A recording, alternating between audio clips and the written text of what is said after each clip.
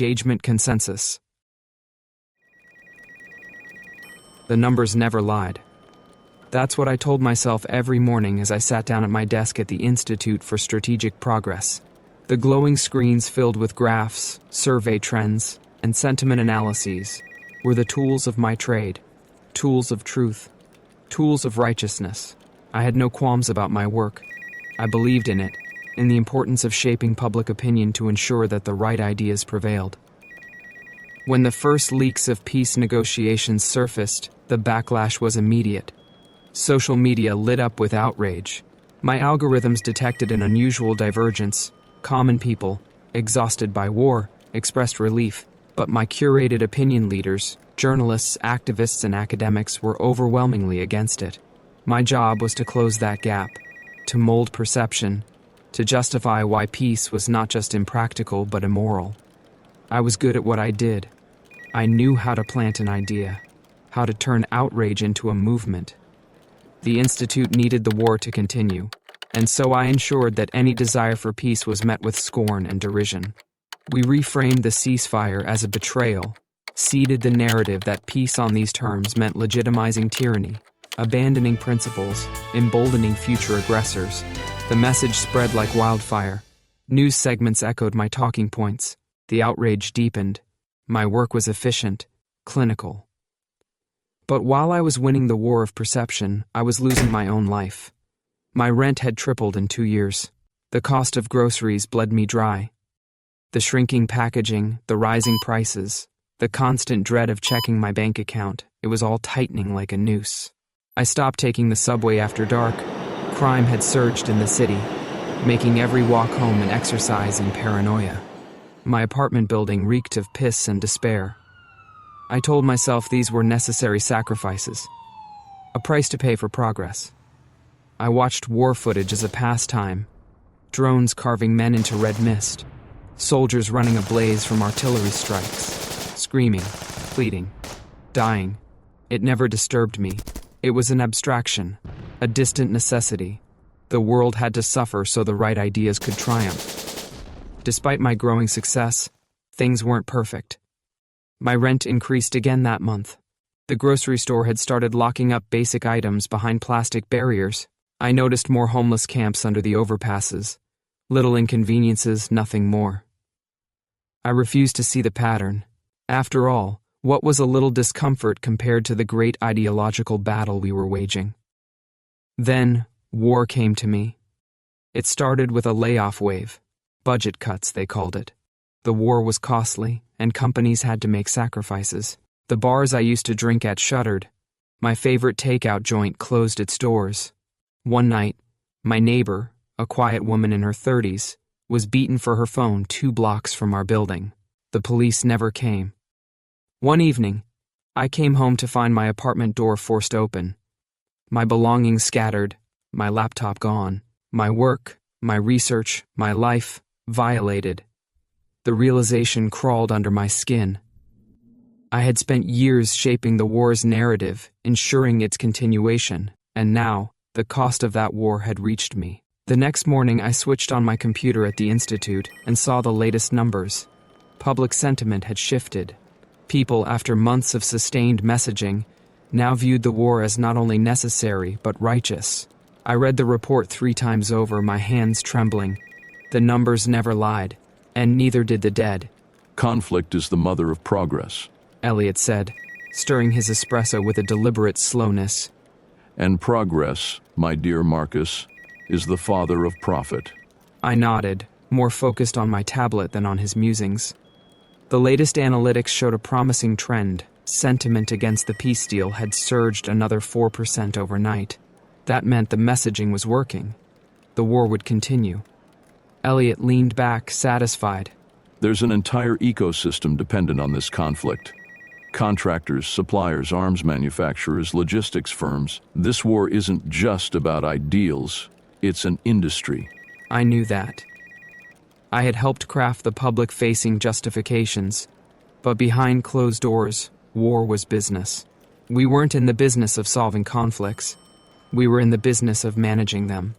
Later that evening, I met with Sophia, a journalist I often supplied with Institute-approved narratives. She wasn't naive. She knew the game. But she still believed in the cause, in the righteousness of our work. They're pushing the moral cost of peace angle hard, She said, sipping her wine. The idea that ending the war on these terms would set a dangerous precedent, rewarding aggression, legitimizing war crimes. It's sticking. That's because it's true, I said reflexively. She tilted her head. Is it? I smirked. Does it matter? She laughed, shaking her head. You're impossible. I changed the subject before the conversation turned uncomfortable. The boardroom smelled of fresh coffee and polished wood. The morning sunlight filtered through the tall windows, casting sharp lines across the glossy conference table. Screens on the far wall displayed live sentiment analyses, keyword trends, and focus group reactions, our instruments of influence. Elliot stood at the head of the table, hands clasped behind his back. We need to accelerate the narrative. He said. People are getting comfortable with the idea of peace. That's a problem. I flipped through the latest polling data. The resistance to negotiations had softened. The outrage we had cultivated was fading, replaced by fatigue. I cleared my throat. We shift the angle. We focus on moral responsibility. The idea that walking away now is a dereliction of duty, a betrayal of those who have sacrificed. Daniel, a junior analyst, frowned. A lot of people want this to end, Marcus. They're tired. They're broke. I leaned back in my chair. They don't get a choice. Their exhaustion doesn't matter. What matters is that we convince them they have a duty to see this through. Otherwise, every life lost so far was in vain. Elliot nodded approvingly. The sunken cost fallacy. Classic. Tie it into national identity, historical responsibility. Sophia, tuning in via video call, tapped her pen against her desk. We can run pieces on the cost of unfinished wars, how every withdrawal has led to disaster. Afghanistan, Vietnam, tie it into humiliation, the loss of credibility. I smiled. Exactly. We make it personal. The message is simple. If we stop now, then all the suffering meant nothing. Daniel exhaled sharply. That's manipulative. That's effective, I corrected. The meeting ended with marching orders. That night, I wrote the first drafts of the op-eds, structuring them for maximum impact. I slept well. The next morning, war approval had jumped another 2%. The first thing I did when I got home was lock the door twice. Then I checked the hallway camera feed on my phone. It had become a ritual. Earlier that evening, a man had been stabbed outside the bodega on 6th. No one stopped to help.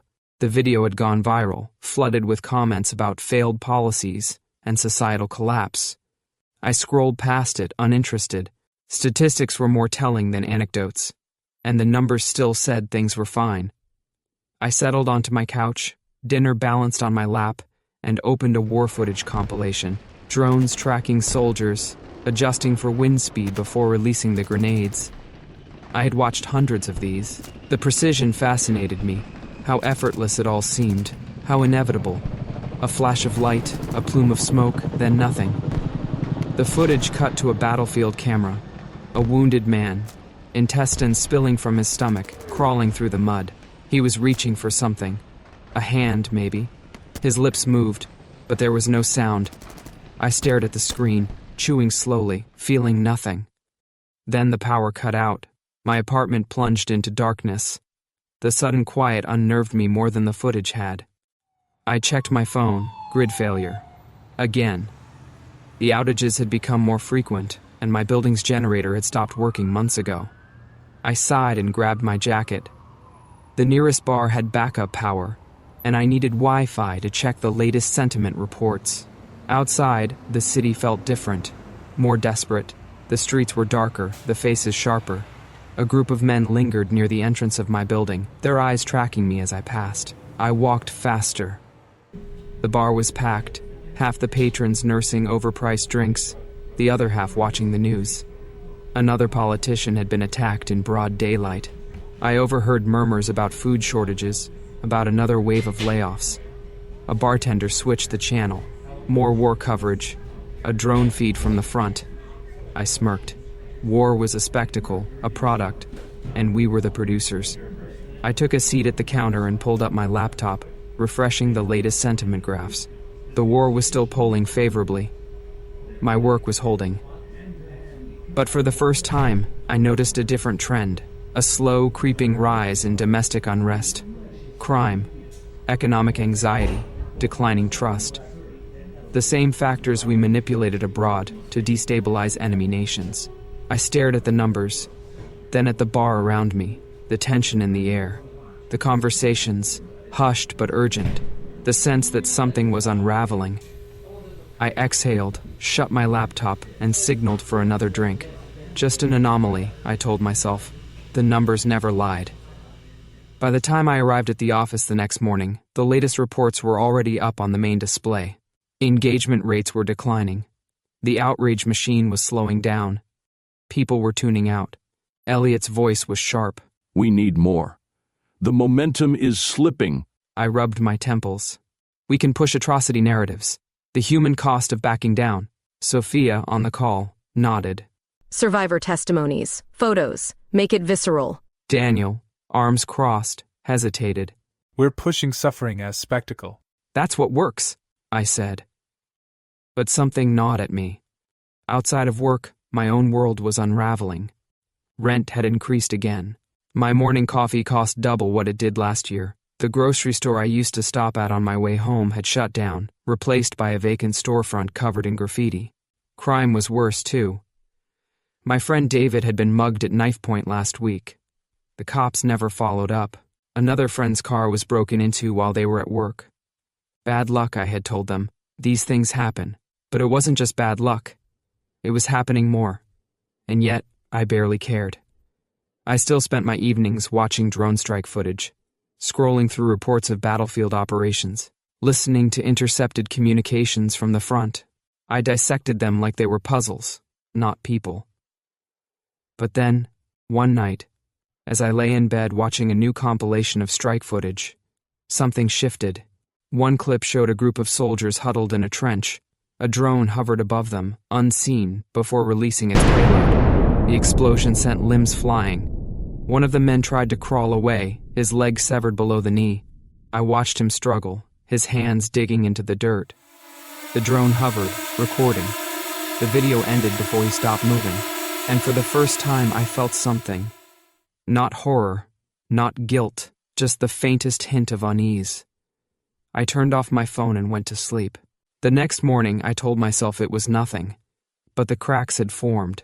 The streets felt narrower at night, the darkness stretching longer between the flickering streetlights. I walked home with my hands in my pockets, shoulders tense, scanning for movement. A few blocks from my apartment, I passed a convenience store with its metal shutters half closed. Inside, the cashier sat behind a thick sheet of plexiglass, eyes glued to his phone. The moment I turned onto my street, I heard it. Footsteps. Fast. Close. I barely had time to react before something hard slammed into the back of my head. I hit the ground, dazed. Hands grabbed at my pockets, tearing at my coat.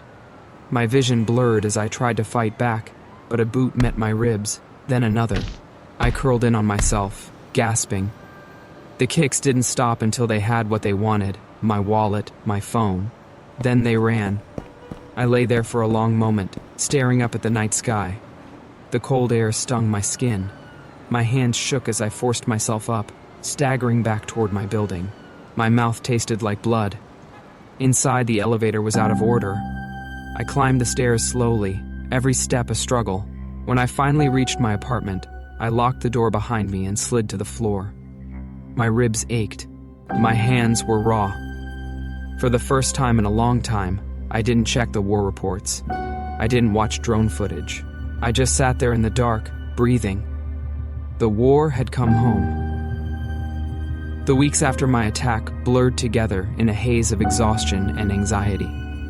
My ribs ached constantly. I barely slept. Every shadow on the street looked like a threat. The city had always been rough, but now it felt like open war. At work, my detachment deepened. I executed my tasks mechanically, churning out reports, refining strategies, reinforcing the war narrative. But the numbers were slipping. People were growing weary. Daniel noticed my distraction. You look like shit. He said one evening as we left the office. I forced a smirk. Long nights. He studied me. Or something else? I waved him off, just tired. But he wasn't wrong. The unease was growing. The certainty I once had, the belief in my work, was faltering. The cognitive dissonance gnawed at me. Then came the final blow. One morning, I arrived at the office to find my email flooded with reports of mass layoffs. The institute was downsizing. Budgets were stretched thin. I opened my inbox and stared at the message. Effective immediately. Your position is being terminated. I sat frozen, rereading the words over and over. The machine I had helped sustain had chewed me up and spat me out. I stepped out of the building into the cold air, staring at the city that was falling apart, at the people I had manipulated into believing this war was righteous. And I had been its most devoted servant. The layoff hadn't just taken my job, it had taken my sense of self. I had spent years constructing narratives, shaping perception, manipulating public sentiment with clinical detachment. Now, I was just another statistic, another casualty of the system I had helped reinforce. I stared at the email for what felt like hours, my mind unable to process the words. Effective immediately. Your position is being terminated. A dull ringing filled my ears.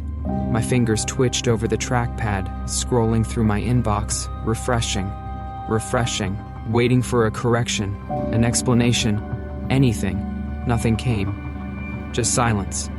I tried calling Elliot. No answer. Sophia. Straight to voicemail.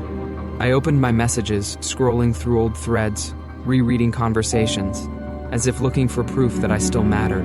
My breathing shallowed. My chest tightened. I swallowed hard, forcing air into my lungs. Not now, stay in control. My apartment felt smaller. The walls pressed in, suffocating. I barely left except for the essentials. The streets outside had changed. More empty storefronts, more desperate faces. The air felt heavier, charged with a tension I couldn't ignore. The war continued, distant but ever-present. News feeds still carried the same talking points I had helped refine. I no longer had access to the analytics dashboards, but the headlines were enough. The war raged on, unquestioned. The machine I had helped maintain was running smoothly without me. One night, unable to sleep, I wandered the city. The neon lights of bars and convenience stores flickered like dying embers. I found myself in a dive bar, drinking whiskey I couldn't afford. The TV above the counter played a news segment, footage from the front lines, drone strike highlights, a familiar voice narrating. Sophia. She was still doing the work we had started together. A man beside me chuckled, swirling his drink. Brutal stuff. But you gotta love how precise our tech is. I turned to look at him. He was engrossed, watching a group of soldiers disintegrate under a missile strike. The screen flickered, slowing down the impact, replaying it from another angle. The bartender refilled his glass, unfazed, as if this were just another sports highlight. A man at the far end of the bar let out a low whistle. Damn, that one was clean. He muttered, taking a sip of his beer. Another patron chuckled, shaking his head. They drop like flies out there. The words floated through the air, casual, indifferent, like they were talking about the weather. I felt a sudden tightness in my chest. My mouth was dry. A cold sweat prickled my skin, and a faint dizziness crept in, like the floor was tilting beneath me. My fingers trembled as I reached for my drink, but the ice clinked too loudly against the glass, my grip unsteady. I swallowed, but my throat was sandpaper. For the first time in my life, I understood the meaning of dread, not as theory, not as rhetoric, but as something real, something inescapable. I had done this, and the world was thanking me for it. I left the bar without finishing my whiskey. My legs felt unsteady as I stepped outside, the cold air hitting me like a slap. I took a deep breath, but it did nothing to settle the nausea twisting inside me. For the first time, I understood, not as an abstraction, not as a theoretical consequence, but as something real, something irreversible. The horror had finally set in. The letter arrived in a crisp white envelope, stamped with an official government insignia. At first, I thought it was some bureaucratic aftershock of my layoff. Perhaps a tax notice, some paperwork I had neglected. But when I opened it, the words made my stomach drop. From the Office of National Defense. Notice of mandatory service. By order of the National Conscription Act, you are hereby directed to report for immediate military service. Failure to comply will result in legal penalties, including asset seizure and indefinite detention. No exemptions will be granted. Your service is required in the interest of national security. You are to report to the designated processing facility within 14 days of receipt of this notice. My hands shook as I read it again. No mistake, no exemption, no appeal. I had spent years shaping the war, and now the war had come to collect. I spent the next 2 days in a haze of desperation, calling in favors, reaching out to old contacts. Surely someone could make this go away. Surely, after all my service to the cause, I wasn't meant to be one of the pawns sent to the front. But the responses were cold, distant. Doors that once swung open for me were now locked tight. Elliot didn't return my calls. Sophia left my last message on read.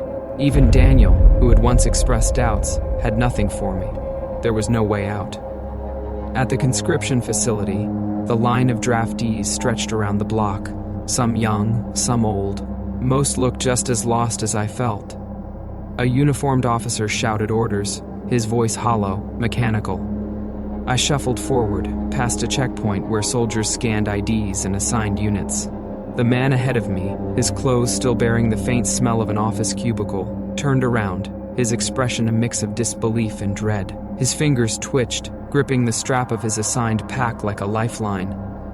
His breaths were shallow, rapid, his Adam's apple bobbing as he swallowed hard. Did you ever think it would come to this? He muttered, his voice barely above a whisper, as if saying it too loud would make it more real. I opened my mouth to respond but hesitated. Had I? I had built the machine that fed men into the grinder. Now I was nothing more than another cog. The training camp was nothing like I expected. It was crude, hastily assembled, a collection of weathered barracks and half-functional facilities that stank of mildew and sweat.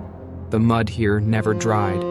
It swallowed boots, caked skin, filled every crevice of clothing. I had imagined precision, order, something resembling the war footage I had once watched with detached amusement. Instead, I found chaos. The air reeked of unwashed bodies, gunpowder, and rotting food scraps. The barracks were overcrowded, the mattresses thin and damp. Sleep was a luxury we weren't afforded. The nights were freezing, the days scorching. Sweat dripped down my back during endless drills under the punishing sun, only to be replaced by violent shivering when the cold set in after dark. The food was stale, rotten-tasting sludge served in dented trays, leaving a sour film on my tongue. The days bled into one another. We were woken before dawn, pushed to exhaustion with drills that seemed designed more to break us than to prepare us. We learned how to fire our rifles in rushed perfunctory sessions. The instructors barked orders at us, their voices hoarse with indifference. If we got something wrong, they didn't correct us. They just screamed. Some of the conscripts still clung to the narratives I had once spun, their eyes bright with conviction. One of them, a kid barely past 18, rattled off propaganda lines I had written word for word. "We're on the right side of history," he said between bites of the tasteless slop they served in the mess hall. "This is our duty." He wasn't talking to me in particular, just parroting slogans into the stale air, trying to convince himself. I wanted to believe him, but my faith was unraveling. The old certainty, the armor of ideology, had begun to crack, and beneath it, I felt something I hadn't allowed myself to feel before. Fear. During target practice, a younger recruit beside me grinned as he adjusted his sights. "Can't wait to get out there," he muttered. "Gonna light up some of those bastards." I looked at him, at the excitement in his eyes, and I realized with sickening certainty that I had created him. The war wasn't just on the front lines. It was here, in the minds of men who had never even set foot in battle, and I had been its architect. It hit me hardest at night, lying on my cot, my body aching from the day's punishment. I listened to the whispers of the other recruits. Some still held on to their delusions of heroism, others simply dreamed of survival. One man, older than the rest of us, sat on the edge of his bed each night, staring at nothing. He never spoke. I wondered if he had once been like me, someone who believed he was untouchable until the war had reached out and taken him. I dreamed of the numbers, the graphs, the reports I had once compiled with clinical precision. The war was always so clean from behind a screen. Now, it was sweat and filth and hunger. It was a sergeant's boot pressing into my back as I struggled through push-ups in the mud. It was the cold realization that none of this was about strategy or ideology or even victory. It was a machine that needed bodies, and I had spent years feeding it. The front was worse than I had imagined. The first thing I noticed was the smell: burned flesh, rot, the thick chemical sting of spent explosives. The trenches were barely trenches at all, just shallow ditches carved into the landscape, filled with bodies, some living, some waiting to be moved. The stench of death clung to the air, thick and suffocating. The living were barely that. Some groaned weakly, limbs twisted at unnatural angles, eyes dull with shock. Others sat motionless, cradling wounds they no longer had the strength to bind, their breath coming in short, shallow gasps. A soldier with half his face missing lay against a mound of corpses, blinking slowly, as if too exhausted to die. One man rocked back and forth, whispering something to himself, his fingers clawing at the blood-soaked earth as if trying to dig his way out. No one looked up, no one spoke. The air was filled with the constant thud of distant artillery, punctuated by the mechanical whine of drones circling above. I had arrived. My first mission was a routine patrol. That's what they called it.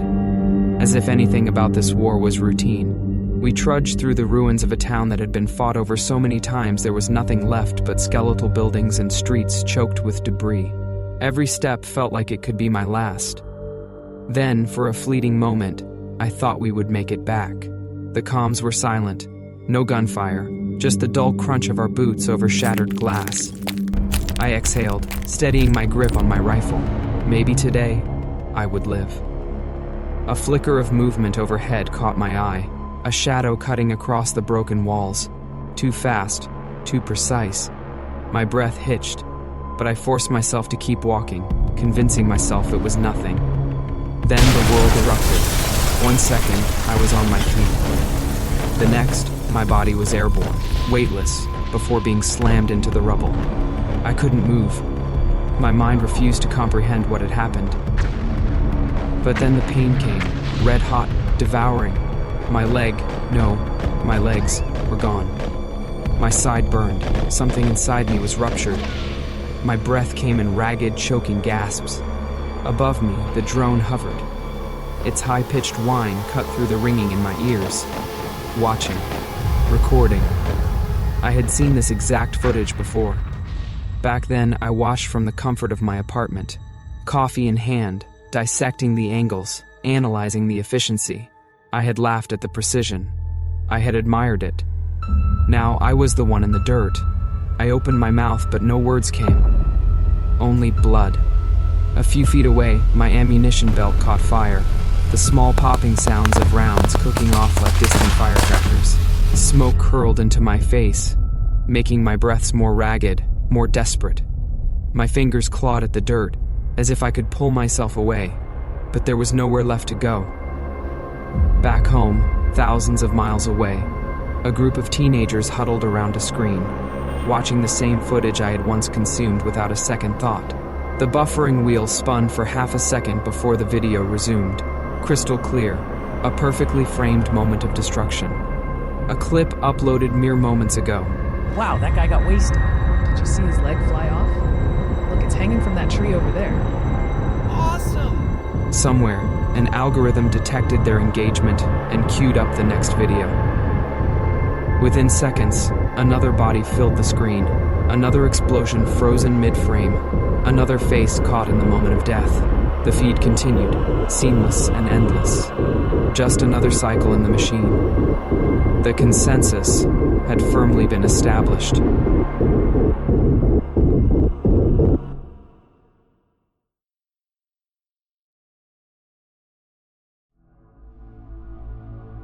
The horrors of war aren't just found on the battlefield.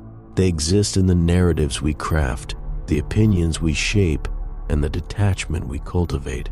War isn't just fought with bullets and bombs. It's fought with ideas, algorithms, and engagement metrics. But when the machine we've built turns its gaze on us, will we still believe in the cause? If you like this story, remember to like, share, subscribe, and let us know what you think in the comments. And remember, the dead don't watch the footage. We do.